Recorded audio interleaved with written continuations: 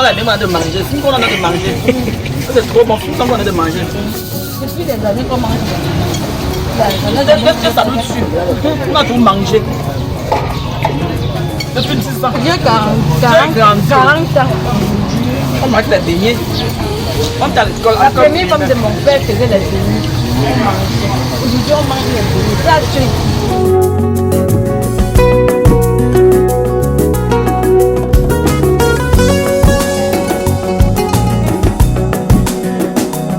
Le beignet est fabriqué à partir de la farine de blé. On rajoute du sel et on rajoute du sucre. La chose la plus commune entre ces trois constituantes, c'est que ces trois composés qui sont raffinés.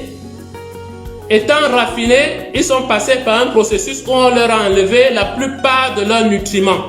Donc quand vous faites cuire la pâte de beignet, par exemple, la température, imaginez la température de friture dans une friteuse, ça va au-delà de 140 degrés.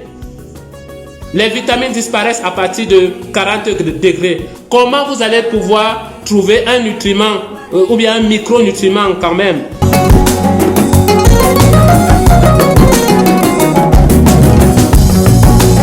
La toxicité, il n'y a de toxicité que de dose.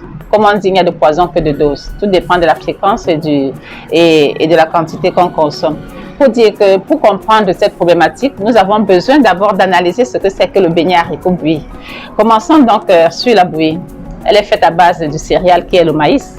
Et puis on va ajouter soit pour certains du miel, pour d'autres du sucre. Et on va même l'enrichir quelquefois avec du sésame, d'autres vont l'enrichir avec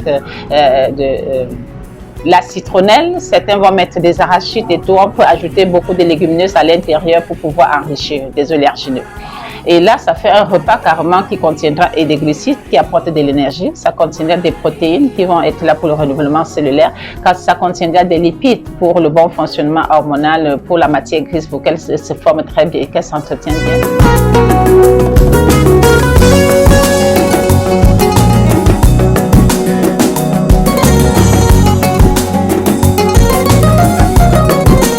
Du haricot.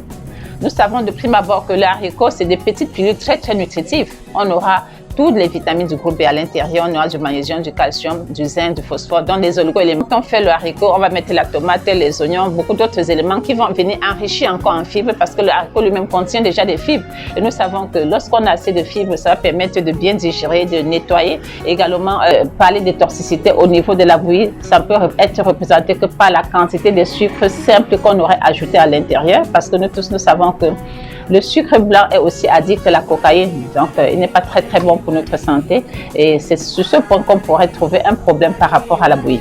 Alors l'autre composante qui est le beignet. Le beignet en lui encore est un aliment céréalier parce qu'il est à base de la farine de blé. Et le problème ici qui se pose, c'est la qualité de blé qu'on utilise aujourd'hui, comme c'est un OGM, c'est-à-dire un organisme génétiquement modifié. Nous allons donner un peu de termes scientifiques pour dire que au niveau de sa génétique, de sa formule, on avait 12 chromosomes au départ, mais ça a été modifié à 36 aujourd'hui pour besoin de produire un peu plus du gluten qui est à l'intérieur. Le gluten étant des protéines qu'on retrouve dans le blé. Le problème des beignets, c'est l'huile. Parce que, premièrement, c'était l'huile de palme blanchie. On va blanchir l'huile rouge et du coup, quand c'est blanchi, ça devient très instable pour la santé et pour l'environnement même. Ensuite, les bains d'huile. Souvent, les mamans peuvent faire frire les beignets pendant 5, 6, 7, 8, 9 bains d'huile, l'huile noircie même. Et au lieu de jeter cette huile, on ajoute une nouvelle huile dans l'huile qui était déjà gâtée.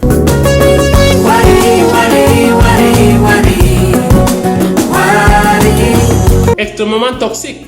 Les produits raffinés, du fait de l'absence des nutriments principaux à l'intérieur, créent plutôt des carences. Le beignet haricot ne représente très souvent que le petit déjeuner ou bien parfois certaines personnes le soir, surtout quand il fait froid pour se réchauffer, on va consommer, on le considère comme un repas.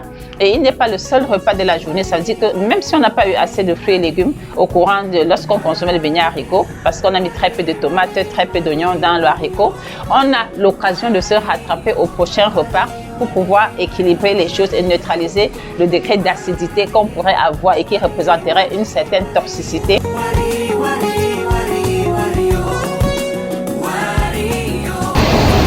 ne peux pas croire à ça. Il faut vivre une situation pour voir. Ça fait des années que les gens mangent les beignets. On n'a jamais suivi ce genre de choses. Étant, vous comprenez et vous conviendrez avec moi que le beignet haricot ne saurait être aussi toxique pour alarmer les gens parce que, comme je vous ai dit d'entrée de jeu, la toxicité, c'est question de dose et question du terrain, de l'organisme qui consomme cela, de ton état physiologique. On conviendrait qu'un malade qu'on vient d'opérer, par exemple, ne viendrait pas manger le beignet haricot, qu'une personne qui est du 3e âge et que son corps s'est tellement dégénéré, a besoin des aliments semi-solides et autres, il va consommer la bouillie naturellement pour avoir de l'énergie. Puisque nous savons que notre ossature, notre schéma alimentaire devrait avoir au moins 50% d'éléments énergétique. Le beignet haricot va respecter cela. Il devra avoir maximum 15% d'éléments protéiques. Nous aurons ça dans le haricot et surtout des protéines végétales qui sont très très bien pour la santé et qui n'apportent pas le mauvais cholestérol parce que c'est les protéines animales qui vont apporter ce cholestérol qui est le plus mauvais pour la santé. Nos parents consommaient en grande quantité parce qu'ils travaillent aussi de façon énergétique. Nous travaillons plus avec le cerveau et on travaille moins physiquement. Ce qui fait que si je prends mon bon plat de beignet haricot le matin, pour venir m'asseoir ici dans ce bureau, ça sera un problème. Parce qu'il y aura une certaine toxicité au niveau de mon foie. Une surcharge, c'est-à-dire quoi? Je vais envoyer trop d'énergie, trop de choses en un laps de temps à mon organisme. Et puisque je ne vais pas dépenser, le foie sera obligé d'entrer en ligne de jeu, d'entrer en jeu pour pouvoir transformer ça en forme de réserve d'énergie. Et c'est là que commencent les problèmes. Mais à partir du moment où c'est de temps en temps, de façon sporadique que j'en consomme, il n'y aurait pas de problème. Et donc tout ce peuple peut continuer de temps en temps à consommer son beignet haricot.